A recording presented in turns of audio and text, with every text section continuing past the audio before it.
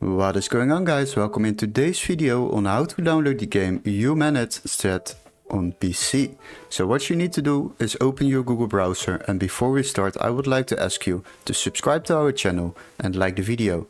Now the first step is to search up the game on Steam, and then we can proceed to another website. So go to the Steam website and then we search for the game HumanitZ. After that, select the game, then scroll a little bit down and you will find a free demo, but we would like to download the full game. But as you can see, this game on Steam is with a temporary offer of €12.01. So what you need to do now is go to the video description where it says find game here, and you will be redirected to this webpage. Now we will search for the same game, HumanitZ, and after that we will select games on the left side, then sort by price lowest first.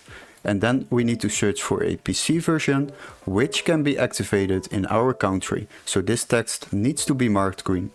Once you have found one, select the cheapest one, and after that you will find out that we can download this game for just €9.38 instead of the price on Steam of €12.01. So this will save you a bit of money while downloading legit games online. Now what you need to do is purchase this game through this website.